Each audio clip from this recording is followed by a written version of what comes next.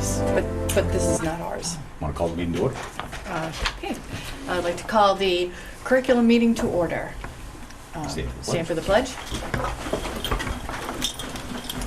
I pledge allegiance to the flag of the United States of America and to the republic for which it stands, one nation, under God, indivisible, with liberty and justice for all. Is there any way to get this on? Yep. Sure. Yeah. I can put it on the screen. On a piece of paper. It's all right. All right. Sure. So let's just facilitate, or I can kind of group facilitate this. Jen, you're going to take the minutes. I'll be the timekeeper. And who wants to take care of parking lot? I will take care Lori, of I parking thought lot. I knew you would. And I can do it if you end up having to leave. Thank you. Okay. So the first thing on there is that review of state testing results. Where we at? So we have the initial state testing results from this current year's testing. Initial meaning it's not the absolute. The percentages are not final yet because as schools submit testing late or they're finalized, modified slightly, there'll be some slight changing, nothing drastic, but So these are our results, you mean? these are our current results. Okay. But within the next couple of months, there are likely to be some small changes. So last They're year, informal at this point. well, right. So last year at this time, we may have been at 45% proficient or above in math in grade 5.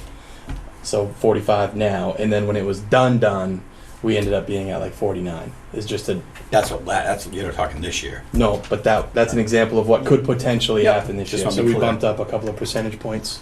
But this data that we're going to share with you now is where we're at on this date, June Beautiful. 11th, 2019. Okay. So Jared, can you turn the projector we took on? the data we had and Jen put it into a graph, and we can kind of just talk to you about some of the stuff we've started to do with the data, and it's really just kind of surface level stuff, and our mission now becomes to dig deeper. But we needed to start somewhere, and we wanted it to be a clear understanding of exactly where we're at.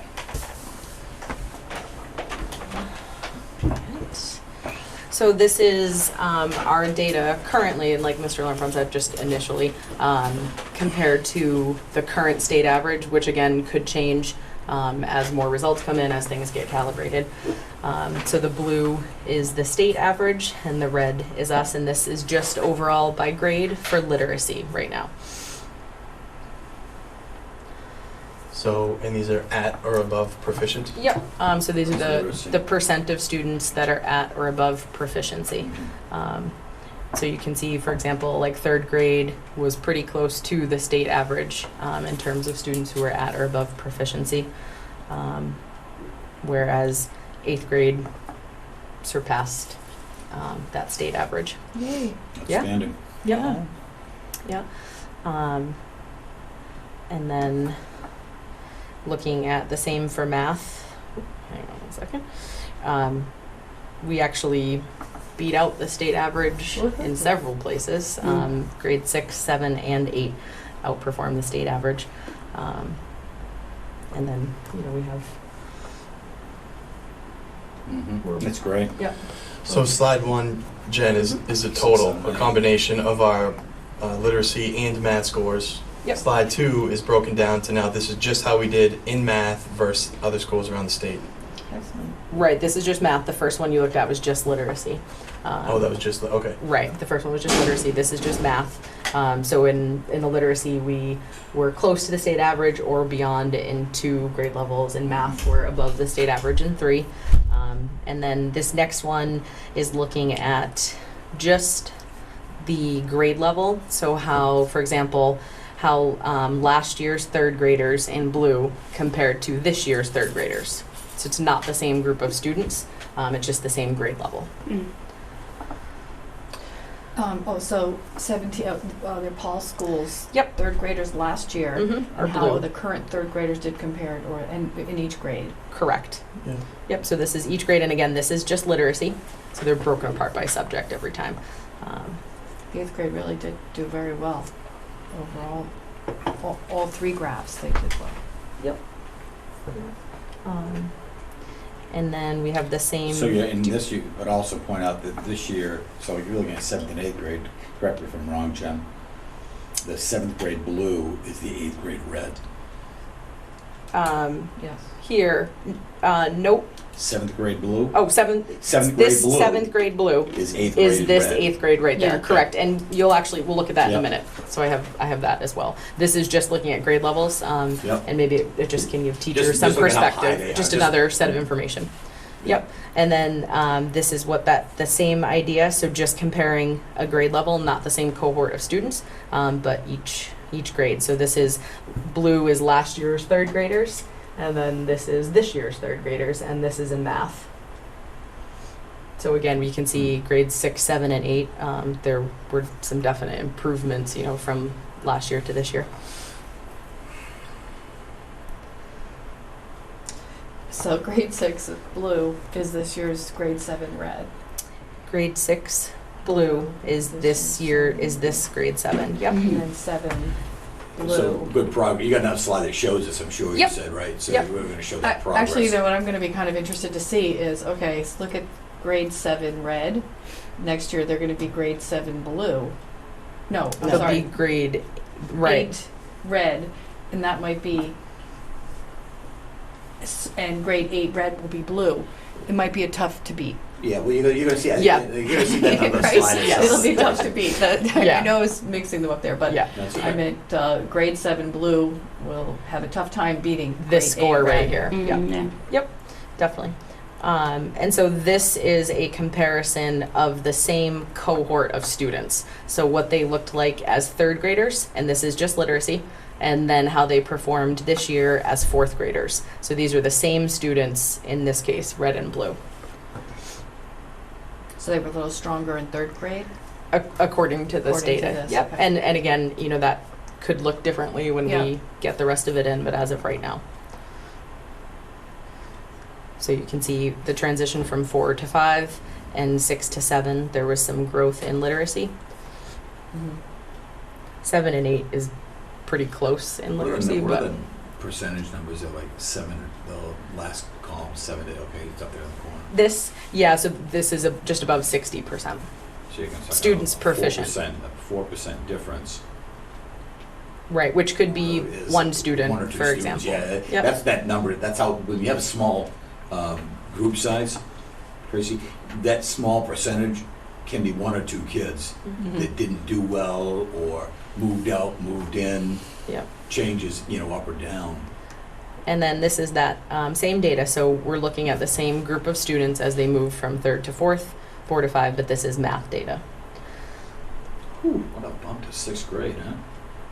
Yep. So moving from 3rd to 4th grade, huge increase. 5th to 6th grade, 6 to 7 is really close, and then an increase from 7th to 8th grade. And this is just in math. That's exciting. Yeah, a lot of growth. Thank you for sharing that. That was good. Yep. You'll go to the camera, the projector. Yes. Thank you. Nice. That was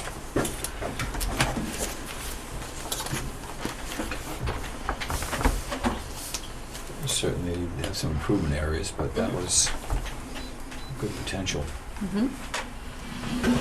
So, I mean, we have areas of growth, we have areas of concern, but I think what's important is that we're putting time, energy, and effort to determine, to utilize the data and determine next steps to, Those. continue to grow. Next steps. So next phase is to dig deeper, like who do those percentages represent? Where are those particular students struggling? And what can we put in place to, help those students from a curriculum standpoint, from a Yeah. people standpoint, from a curriculum standpoint, from a programming standpoint, from a scheduling standpoint. It's just, it all goes into the pool of, improving possible. Kind of call that drilling down into the individuals, Tracy. Is saying who do that 1%, if that's or if it's a 4%, who are those 4% that are not bringing that up, you know, and who are those kids at the lower end? Because again, that's an average, and so you're looking at who are the kids at the lower end, not an average, excuse me, but who are the kids at the lower end? And some kids, as I kind of refer to them as the just over and the just under kids, just over that proficient or just under that proficient. So is that the difference between a bad night's sleep, didn't get breakfast, had a bad morning when they didn't want to take a shower or whatever it might be?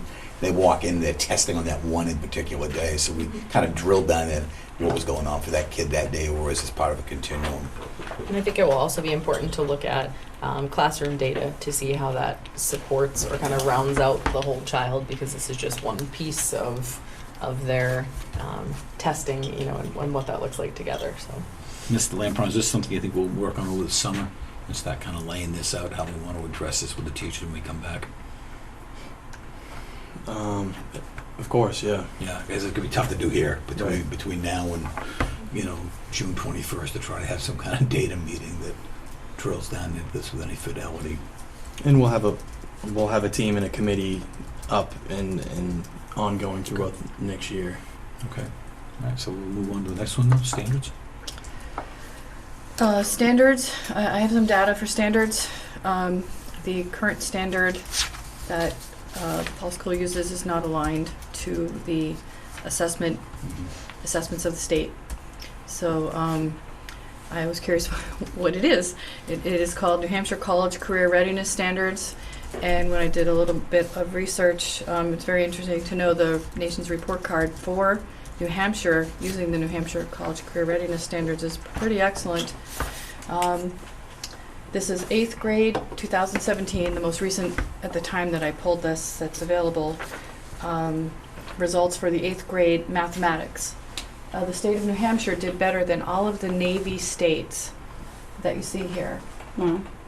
They were only lower than one, which was Massachusetts, and they were not significantly different at all from two states, which you can see, Virginia, Minnesota, and Delaware. Other than that, they scored extremely well. Probably that would be I believe it was the 4th best in the country. And here are the results for 2017 8th grade reading. Again, New Hampshire scored better than with the standards and the assessments that they use in all of the Navy states. And they were the same as the gray states that you see. I think there are similar to those. And the only state that actually scored better in reading than New Hampshire is the Department of Defense. Mm. Here is similar 4th grade snapshot, better than all the schools in dark blue, similar to all the schools that are in gray, which may look white to you. And the only schools that scored better than New Hampshire are in the light blue color, which was four states. Again, 3rd or 4th best in the country, and similar for math in the 4th grade, Delaware and Massachusetts in the Department of Defense. Only 3 in mathematics scored better than the state of New Hampshire in those schools, and these are following the New Hampshire College Career Readiness Standards. So when I went to the Department of Ed, I did a little more research. The state of New Hampshire does follow Common Core only in 2 subjects, English language arts and mathematics.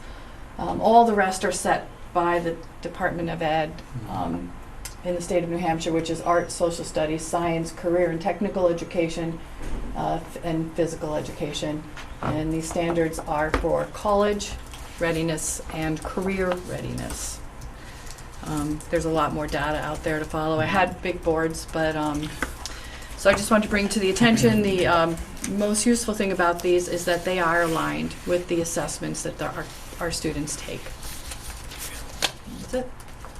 Well, I think it's important to note that our students are assessing this.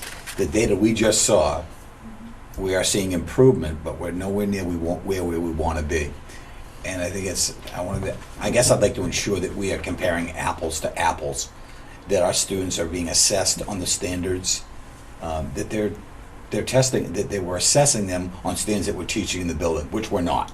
Right. And I think that, and while I think we still need to have improvement in instruction, it's not lost on me that we may be showing some lower scores because our kids are being somewhat handcuffed.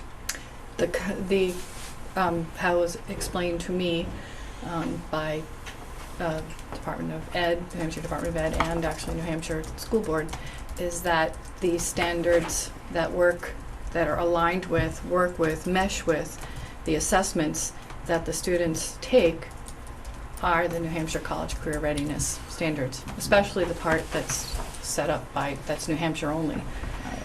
I just want to make sure our students and our teachers are being evaluated on an equal playing field. Yeah, and it's possible they're not, because we don't know if our standards are aligned. I'm still very impressed with the improvements that Yeah. people are showing, and that's the first time I've gotten to see the data, so I'm Very excited to excited. see the ad. Is. Mhm. And so, again, there are areas that we still need to improve on, I think, that we need to address. I mean, Julie, look at the math scores, and what do you think? Definitely still need improvement, but it's in the younger grades Yeah. where you see the biggest discrepancy Sure. between Common Core and what we're doing. That's where the biggest discrepancy. Everything starts to come back together That's good. at 6th, 7th, and 8th grade. They start to come together, but there is a difference in They- how we teach Well, with yeah, Common Core and with what we're teaching. just anecdotally, I was having a discussion with some teachers down here with 3rd grade classes. I was asking how their testing had gone, and they were, stating that they felt like what we were testing them on, they hadn't gotten to yet because of Oh. the way our standards are. So kids are being evaluated and assessed on the state test, but they'd yet to be taught this because of the way our standards are designed. And that's an issue. I mean, it's nice that we're now at least assessing kids at the end of the school year rather than when we used to test them in the fall when After they forgot everything. they've forgotten everything from the Right. previous year, or not everything, I should say Right. everything. They had, that regression, they had to kind of get Right. kind of warmed back up, being in education. And that always posed a problem, so. I do have a lot more information here, and it could go on and on, but that is it. Well, that's the bulk of it. And I think what we're, you and I have discussed this in the past, this is not a fresh discussion for you and I, No. to be very clear, that this probably needs to be a bigger discussion at the board level to talk about where we're going with standards. And again, I want to make sure our kids, our students and our teachers on an equal playing field. As the rest of the state.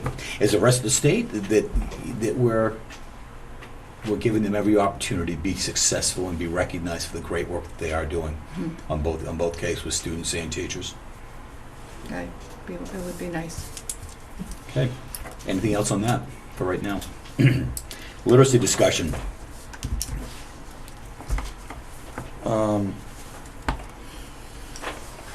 You got somebody coming in here. Yeah, so I'm having like a internal dialogue on where to start. So Scary. when I came in to last year, we had, and I've had conversations with you about this, Lori, so jump in if you'd like. We had vertical team groupings, and so half the staff met as a math cohort, and the other half met as a literacy cohort. And I believe the intent, Jerry, speak to it if you feel like you need to add something, Yep. but the intent was, here is what we need to teach in 1st grade math, here's what we need to teach, here the non-negotiable must be taught in 2nd grade math, 3rd, 4th, 5, 6, 7, 8. And then with literacy, here are the non-negotiables, K1, 2, 3, 4, 5, 6, 7, 8. At the same time as this was happening, our literacy group, we rolled out and introduced and piloted this new literacy program. And so the focus kind of went from what are the non-negotiables of K1, 2, 3, 4, 5, 6, 7, 8 to how do we best implement this new program, what professional development we need, what support do we need, what material do we need. And so we're in this place now where we need to lock down and identify the non-negotiables of LA, literacy instruction, but also support and grow this program that we've rolled out. And so kind of phase 1 of that is we brought on Cynthia Merrill to work with staff K to 5, who's worked with Portsmouth, who's worked with North Conway, who's worked with Somersworth, and had a fair amount of success, but really to help not just support the growth of the program, but to the overarching model of teaching behind the program, so that not only we're teaching the program better, but we're becoming better teachers, period, because of the model that she's bringing in. And it's the reading workshop model, which will hopefully then segue into the writer's workshop model, which can then potentially segue into a math workshop model. And it's just it's a change in dynamic in the way we roll out instruction. So that's where I wanted to start the literacy discussion. Did you guys have anything to add? No, I mean, we're seeing some, again, boy, phenomenal growth we're seeing at the upper grades, in literacy. And, it's only encouraging to see, again, the progress we've seen students make in that, the first and second grade groups that you and I had an opportunity to participate in, in this early part of the fall. So, I mean, and again, the more progress they make at the lower grades and lay that foundation, is indicated in the math. Mhm. Looking at the math, saying, oh boy, it was interesting to watch the math to see that dip and then come right back up, that third, fourth, fifth, sixth, seven, eight. And I've been saying for a couple of years, and to me, it's where they end, in 8th grade when they walk out the door, and kind of just your class has always shown that. That growth, Jen, is that they've done a stellar job going off to high school. It's where they ended, where they're evaluated when they leave our school. So the literacy program is that same thing. We want to make sure we lay that real strong foundation so we can build upon that. And we're seeing some great stuff at your end, Lori. I mean, that's outstanding. You and Liz and the 6th grade teachers as well. So we've got that literacy program coming in. What's the timeline on that, Jim? On Founders of Pennell, we've got to make some purchases over the summer, right? Yeah, I would say probably concern number one was just raw material this year. And so where are we going to be at in the fall with raw material? We're going to we have money budgeted to help support the program material-wise, but we're going to work with Cynthia, who we brought in to help us to make sure that we're purchasing the right stuff. That's important, yeah. That's happening. That's And very- that's yeah, happening that's over the extreme. summer. Yeah. The Founders of Pennell materials we're talking about, And the classroom, with that's Classroom where we're books. still. Yeah. Yep. Yeah. So that And is that's happening. K through 3? 5. K through 5, okay. Yep. So we get that material coming in. That's going to be great. And that's, again, lays that foundation, more PD for the teachers. Yep. Okay, excellent. Do you foresee, Lori, that helping in the higher grades? Long term, perhaps. Yeah. I would love to continue to have some of those vertical teaming conversations and lock down what those non-negotiables are for the higher grades, because a lot of our literacy focus has been those conversations kind of stopped and went to the lower grades, which long term definitely benefits the district. But for me, thinking about my current students and where kids are coming to me, we really have to have that conversation about, like, what do they absolutely need to know before they come to 7th grade?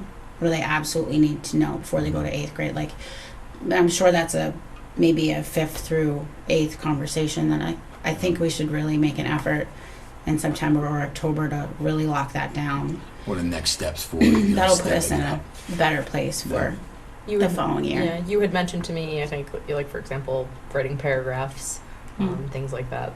Well, I we mean, need they're get on coming the to same me page. not knowing parts of speech, which I know other teachers are teaching, but it's just not sticking. Why is it not sticking? Where is that breakdown happening? I don't know where that breakdown is happening. I'm only ever in my class, so I have no idea. That's a conversation I'd like to have. The other piece is the MLA citation. If we were told last year to start using the what's that called? The guide for when we're supposed to be introducing new Continuum. the continuum. That instruction is supposed to start in 5th grade. Nobody else is doing it. They're doing a bibliography, but if we're teaching MLA style, you don't even use that. You don't even use those terms. You're supposed to use the term works cited. We're not supposed to be saying bibliography. So we need to be using the same vernacular once we start teaching it. Like, we need to pick the style we're going to use. And then we need to, I understand they're not going to teach everything all at once. That makes sense to me. Right. But let's break down. What is 5th grade going to hold students accountable for? What is 6th grade going to introduce? What is 7th grade going to introduce? Because I'm teaching everything from scratch, and it is excruciatingly painful. And I think part of that is, you talk about the continuum, where the continuum is saying it should be taught, or our standards saying it should be taught, because that's what the teacher's being held to. Well, the continue, exactly, and so maybe that's So- the issue. The and- well, I continuum wonder if it is. is That's- aligned with Common Core, isn't it? So, is the It continuum? says Common Core and some. Okay, so yeah, and that's why this is a valuable conversation, because I know what the 7th grade standards are, and I know that I'm supposed to be teaching citation, but I don't know what the 6th grade standards are. I don't know what the 7th grade standards are. I've looked closely at my grade level that I teach. So I really hope we can have some of those conversations early on in the year.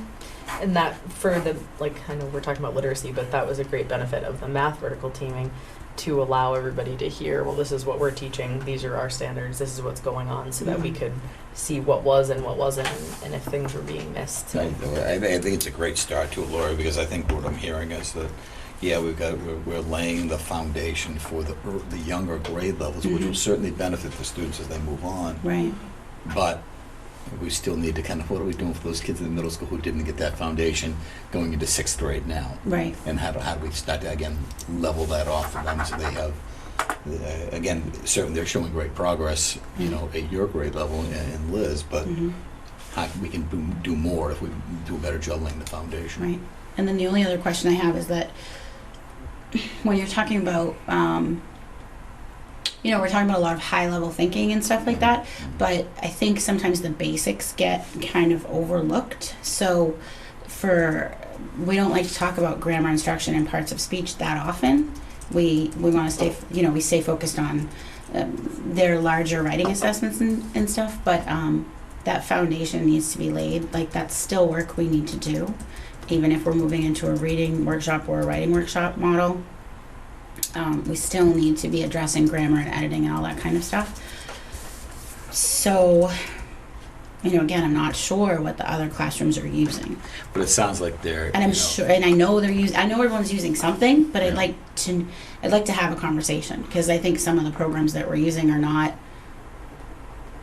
they might be widely used, but that doesn't mean they're the best programs to be using. So we put an awful lot of focus this previous year onto the FMP at the younger grade levels that we need. Sounds like from a literacy perspective, there needs to be a lot more discussion this year, again, to focus on what do we want to do, as well as keeping that FMP at the forefront, because there's a lot of professional development's going to go into that. And there's Right. going to be a lot of effort and energy put into that with all the new materials being purchased, so that we continue on in a strong fashion, but not to lose sight that we need to have a similar level of discussion that we had last year Right. regarding grades, we'll say 6 to 8 anyway, maybe 5 to 8, but at least having that discussion with how we need to focus that. Right, yeah, I think that would be really helpful. Yeah, so let's make that as a real key agenda point. Excellent. Anything else on literacy? Made me think too, Jen, that just another learning opportunities for us to carve out time for teachers to get into other teachers' classrooms while they're teaching. Yeah, that would be wonderful. Not just the logistics planning, Yeah. for teachers to come in, subs to be in there, and some assistance. Okay. Let's move on to math. So, Got a couple things moving with math. I mean, there was, during the budgeting process, there was a big discussion about is, Math in Focus the program for us? Is it that we need more professional development? Is it that we need a stronger intervention program? Again, we see some good results, indicated by the data. But what do we really need to kind of focus on, and where do we start with that? We talked about having some programs brought in, to look at for to support the curriculum. Just to take a look, is it beyond Math in Focus, or do we want to continue using that with PD? But I think it's a good point to have that discussion now. I can speak a little bit to that. I know that in talking with the teachers through things like vertical teaming, everybody is willing and for the most part eager to just kind of receive professional development so that they can fine-tune their craft and learn new ways to, you know, reach students and teach skills, as opposed to the program, just because the program is just one piece of the curriculum and one piece of the instruction. And clearly in some areas what we're doing is definitely working, but teachers are looking for more and time to build, you know, tasks, time to build pre-tests, time to build things that, you know, they can use as formative or summative assessments in their classroom to help them better gauge their students, to be able to set up their classroom in a more, like Jim was saying, like a more math workshop where they can get into centers and things, but they definitely are looking for professional development so that they can improve. And Julie, you were a part of those conversations too. So And I sent out a survey monkey to right. teachers, and that's what came up, is they want professional development. They want people to come in and show them how to teach a Right. lesson. They want, And that was Yeah. a piece of that too. It was specifically because I think, you know, it was, do you want to go out and get stuff, and it was the overwhelming response was, can we get someone in and something consistent? So not a, you know, a one-day deal, but can we get someone in who can model this and then debrief, or can observe and give feedback, or teach us how to do this? So some consistent support. So we're talking specific math and focus instruction, or people that can do more general? more general. Right. Okay. Could- I mean, is that Because something you want The to do? biggest thing is number sense. That's Right. what everyone brings up. As Mhm. soon as you mention math, it's like kids don't have number sense Mhm. anymore. And that's what we need training on, is Mhm. the number sense Build is that number understanding what a number is, how to break it apart, Mhm. compose it, decompose. And they don't know how to Mhm. teach that. They're teaching what's in the book, and they're teaching how to add. They're teaching, but the number sense part of it is missing. Mhm. And so we need somebody that, And yeah, we recently, Anne and I applied for a grant to get some professional development or other things for math, and we haven't heard back at this point whether we got it or not. So It's not I'm- looking I'm promising. assuming that that's a no. It's not looking promising, but But- we haven't gotten the final word. Right, we did identify several things, and we got staff input on, you know, would this be valuable to you? So we're still looking at, can we put some of those things in place? You know, a summer workshop where people are here together, you know, working on specifically number sense, since that was the identified area. So because the math and focus is just a tool, it's just and a it has a lot of resource. good parts to it. Yeah, but we still need to improve how do we use that tool to the best of our ability. Trace, you want to chime in? I mean, you're part of the big part of this discussion through that whole budget. And I'm not trying to put you on the spot, but I want to make sure we hear all parts of it. I ran for this position. The way it works is, the way the town gets their say is they vote people on the board. And what I heard loud and clear and what I ran on is they would like to see improved performance. Sure. So I think you start at a baseline and you find out what your strengths and your weaknesses are, and we can build from there if you're honest and you're transparent, and the real objective is simply to be better. And the way you get better is to identify your strengths and your weaknesses. So I guess I wouldn't want to change anything if it actually isn't. I would want to know. That's all. I just would want to know, are we on the right track? If we're not, this is a window of opportunity that town supported to possibly say, okay, we don't want to go here, we want to go there. And that's really it. So I guess I would love to see an evaluation, independent, unbiased, to know what our strengths and weaknesses are, and they may surprise us. I think I can't agree with you more that I think we need to have an outside math consultant come and say, you know what, because it's mind-boggling to me sometimes to look at that valley, to see that valley and the data that Jim and Jen presented, and to see, 3, 4, 5, 6, 7, 8, and going, okay, so what's going? And again, go back to the idea that it's not where you start, it's where you finish. but the stronger foundation we can build here, the higher we go over here. So it's not to say that we're okay over here. We can be even much better if we go back to what Julie's talked about, that idea of number sense. So where are we missing it? And so I think you're on with that, this whole idea that we need to have somebody give us an unbiased opinion. So to go back to that meeting, it was in order to do this, in order to evaluate yourself and to possibly redirect or not, or find out what's needed, also needs resources. It ended up taking a life of its own, actually, but however, I do think the intent for the whole group was to want to be better. Yeah. And that would be, I think, the point for me is just to, if there is something that number sense, or if we're on the wrong, if we're not aligned and we're teaching the wrong thing, math for here, to get on it, to find out and to just do it. And as you say, there's a couple things that are just missing in certain areas. You'd like to find out where they are. So would we, if it takes so to find an independent to find out, because obviously there's lots of things that are going very well. Right. Obviously there's lots of things that are going very well. So, Yeah. but there are some gaps, and most schools that I went back and evaluated have a curriculum coach. I spoke with the New Hampshire Department of Ed today when I was asking, I had a couple other questions, and he said, we can come and meet your curriculum team. I'm thinking this is it. Yeah. So, there's usually actually a person. Yes. And Wakefield doesn't have that, and so everybody here is taking on staying after their hours, taking on an additional, so yay, and that's really commendable. And but yes, that's really my only input is please just to evaluate without bias, and honestly, you may surprise. And obviously, there's lots of good things going on as well.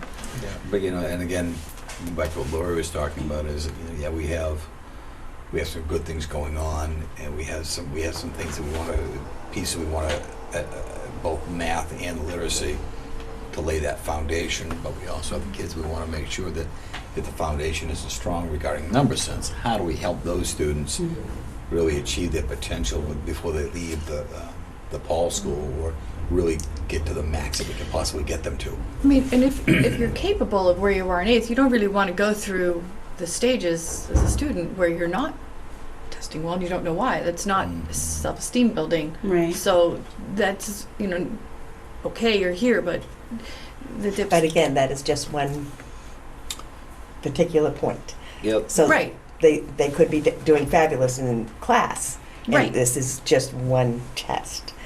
So that doesn't always follow through to the kid, like, oh, I'm horrible because I did bad on this one. Oh, of course, right. So- But nobody wants to go So- into Yeah. a test where Yeah, well, I think we've got a couple of points to work on from math right now. Well, I was just gonna say, You is wanna this like an recapture that? action item that we would like to talk? It's come up a couple times, I Yeah. know, about. It was the next doing a- bullet item. I was waiting actually a for the next one. curriculum. Yes, I was So waiting for are we the- segue into Yeah, curriculum so review? I- All right, beautiful. Did you have something you wanted to add, Jen? I was just gonna say that, and I didn't even look ahead to that, but I think it's important for us to make sure that we are continuously reviewing and revising our curriculums. And so having some sort of a outside consultant in literacy and in math to help us, like you had mentioned, to just take an overall look and help us identify where are areas that we can focus on, could be a good starting place to drive the curriculum review. And I think it's worth some more discussion here over the next month or so. But we have money in the budget for a curriculum position. I don't think the money that's in there is something that would be substantial enough to hire somebody and bring them in on a regular basis or on a consistent enough basis to be, truly impactful. But we may end up looking and taking that money to kind of play off what you're talking about, Tracy, is to really get a baseline for where we are. And it may not be the same person for literacy and math, because I really want to make sure we get the best person. Say, okay, your literacy's great, it's junk, whatever. Your math is great, it's junk, whatever. And here's where you need to go to, here's what we need to do. yeah, here's what we need for PD, here's what we need for material, and here's where the two are gonna meet in the middle, and we're gonna really lay that foundation for our students that, to really be awesome. Sounds great. So I think, but it's finding the right person. It's finding the right person. We can bring you've got, Cynthia Merrill that's coming in on some grant money. She did. Her first visit to the school Yeah, was considered a needs assessment, okay. but it wrapped up in 5th grade. Okay. It didn't go all the way up.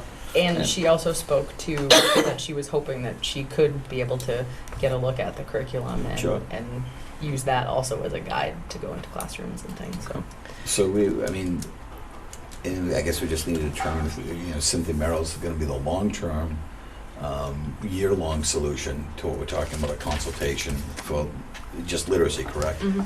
And then that math person, who that might be, and really, Here's a phone number for the person who I talked with Oh, for at New the Hampshire DOE? College and Career Readiness at the Sure. DOE for technical aid. super. while we're on this topic, does it make sense that maybe for the next meeting we maybe talk about Thank you.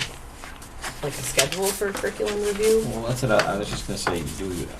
I think deadlines are good for us to say, we want to bring back to the next meeting, maybe some names of people, and we can have that discussion. I'm not sure that's something we do on camera, but to have that discussion about who might be suit our needs best. And I think bringing some more, maybe some more educators in as well to have that discussion, because I think it's probably bigger than just, no offense, ladies, but than just two of us, Oh, no, two, I don't wanna frontline speak for teachers. everyone. Yeah, and I appreciate you being here, your input, but I think we probably need to have that bigger discussion. Maybe that's a bigger discussion for you to have at a staff meeting or a staffing meeting to talk about what we want to see out of a consultant and then go from there. But I think we need to look at bringing this forward by, I'd say August anyway, the beginning of August, the first curriculum meeting we have, and saying, okay, here's what we're going to do. We're going to be talking to people. We don't need to have somebody come in day one of school, but we need somebody here soon after that we can, it's not a day, the first Might day be of hard. school. It's hard to find somebody too, so yeah, I mean. They're out there. at People this are out there. point. But people are.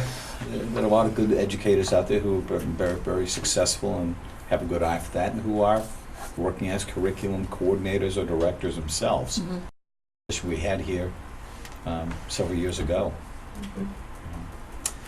Okay, so let's. I put that as an action I'd item. say that the first meeting, the meeting we have in August to go over, address a consultant for both literacy and math. Is that agreed? Yep. Okay. So Maybe some, and you'll have some suggestions for names or direction to go. Okay, yeah. We'll start looking there.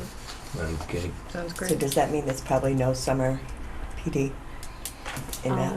Nope. We are still trying to plan to do what we put into the grant. Okay. We just Yeah. won't have that grant money to do it. Okay. There's other grant money, and Right. it's just a matter of accessing that. Which is, If we haven't heard from by now, it's, well, Ann was looking into it today. And Right. She was sending out a few feelers to find out where we're at.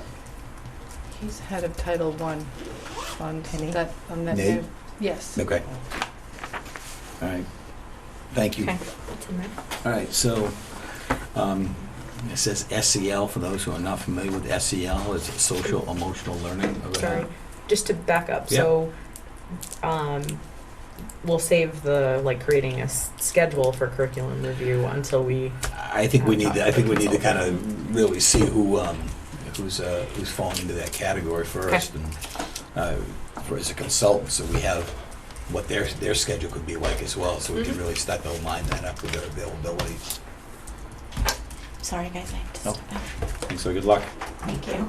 We'll see you out there in a little bit. Yeah. Okay. Okay, so SEL stands for Social Emotional Learning Curriculum. I'll hand that over to you, Jim. You've been kind of spearheading that. I become thought it sounded great the other night, by the way, What? your report. Yeah, thank you. Through the one-on-one meetings I had with everyone, and just an overall listening to community concerns, listening to staff concerns, paying attention, and not just watching, but really paying attention to student interactions that we have a need for social emotional learning, and I think the impact of it would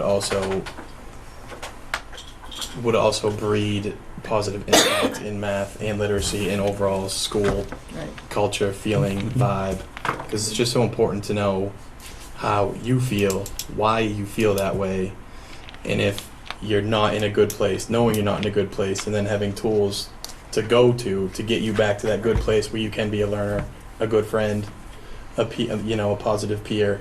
So it's just become evident, and so there's programming focus for older kids, and that was recommended from Malcolm, Courage to Care.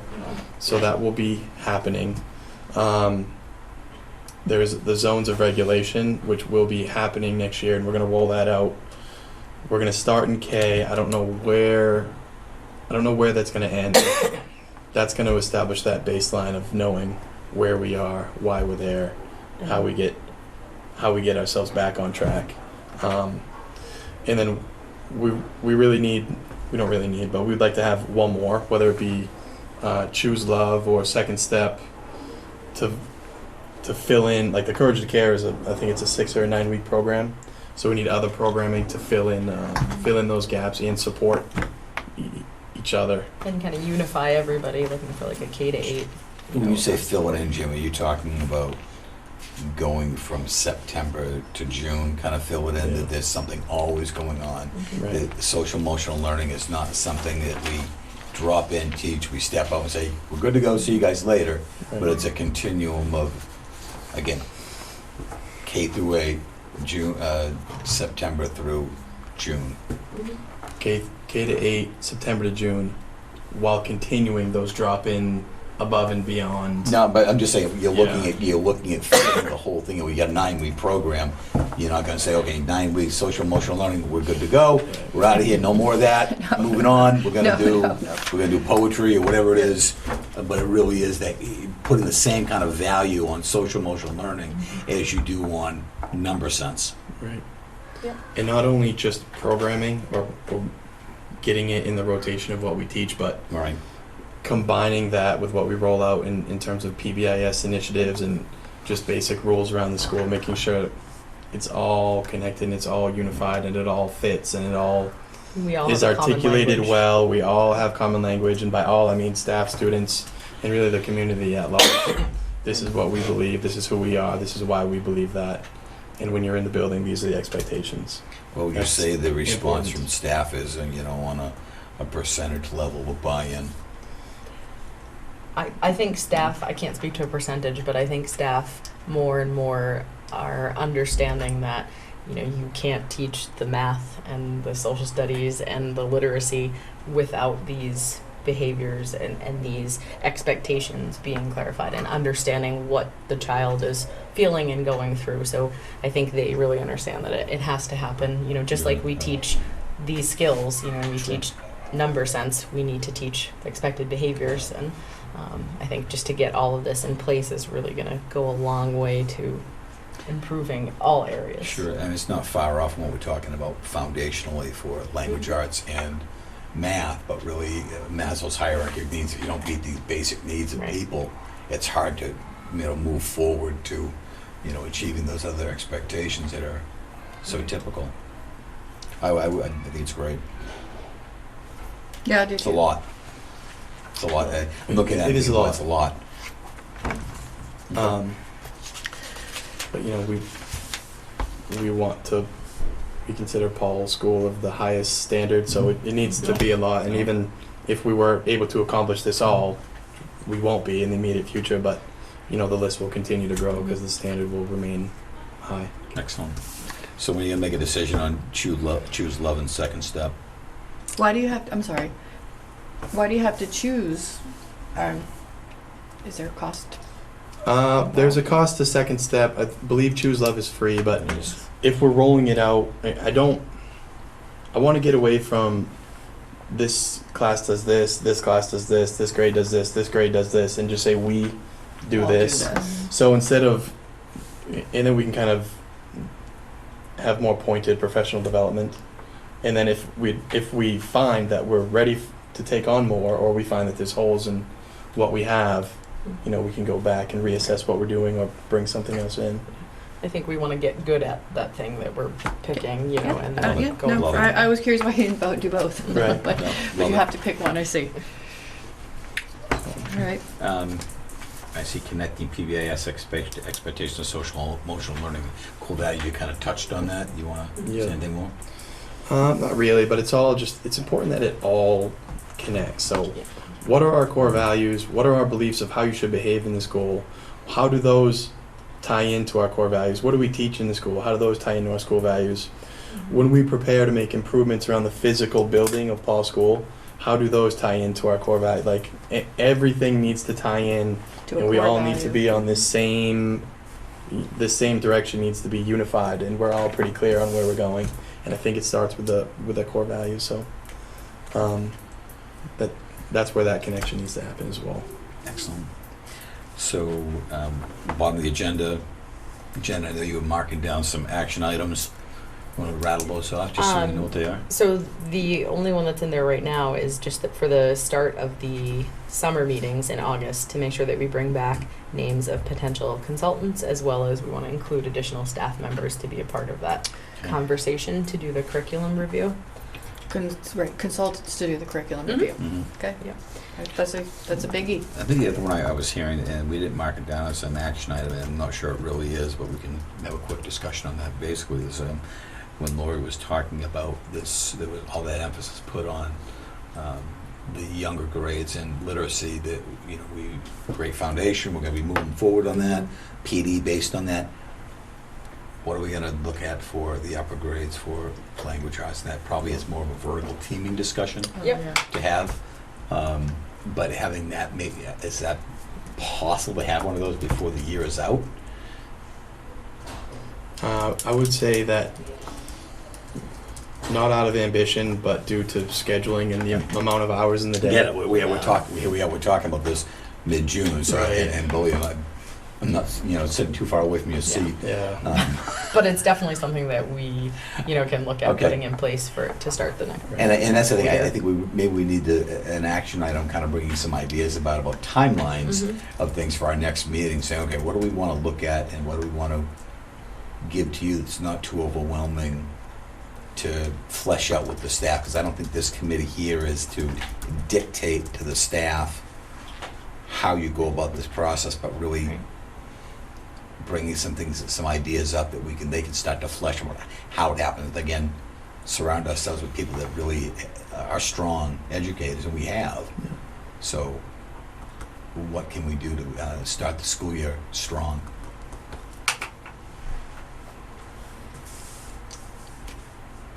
So really, the only action item we have is to hopefully come back with some names, and we can have, or maybe we can come out maybe at our next meeting, really talking about what that curriculum person would do for us, and lay out some bullet points of a job description for each one of literacy and math. Well, I still think names would be, otherwise we won't get it started till the end of Yeah. September. So if we Right. don't start now, No, but I'm saying we come back, I think we come back with some bullet items, and we start talking about that as well. We'll have an hour at least, and we can talk about names, we can talk about people, but also figuring out what are they going to do for us, and how do we find those people. We'll be calling the DOE, we'll be calling up the schools, saying, who do you have for consultants? Talk to those consultants, who are your friends, that kind of thing, and really, networking that out, so. Mhm. The other thing I had on there under the parking lot was making time for peer observation, so teachers can get into each other's classrooms. So I feel like that's another thing that we can start to look at over the summer. I'm so literal. I thought you meant the parking lot. Oh, no. When we have to come back to something, that's a parking lot item, we'll put that up there. Okay. All right. It's education vernacular, huh? I'm very excited. I think this was really Jen, I think that's it, it's a good one, and that might be something we can come back and talk about as well, is that, what's that schedule look like, and how do we make it happen? Because what you're talking about is needing people to come in to sub while those visits are happening.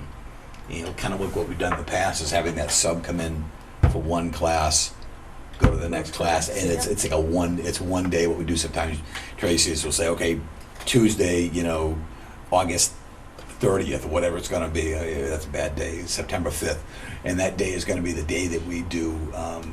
They move into other people's classrooms, and that sub bounces from class to class. So, first grade teacher goes and visits another class. Next hour, they go in. Second grade teacher, third grade teacher goes, and we just.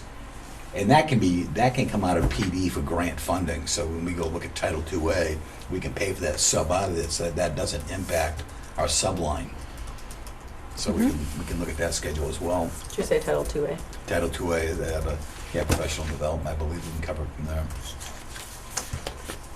Anything else that would go to the order? Did you want to set an agenda? Other than that, is there anything else? Okay. But that's And going the to take next up enough date? time. The next date would be? I don't have that date, Okay. but let me. I just sent a text to Larissa for us to do this tomorrow, so we'll speculate those dates out for the rest of the summer. Well, I'll send them. We'll get them sent out to you and the times. Okay, that would be nice. We don't have to do it late in the afternoon through the summer. We can do it mid-morning when it's cooler. We don't have to be here past dinner time, so we can. I'll throw those times and possibilities out to you. If you just get back to me, we can schedule that. I'm fine in the morning. Making an action item for you. Me?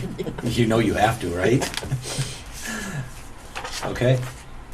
Is that it? I think that's it. Would you, I don't know, Want to give make a a motion? motion to adjourn the meeting? Second. All in favor, aye. Aye. Okay, Thank you. thank you.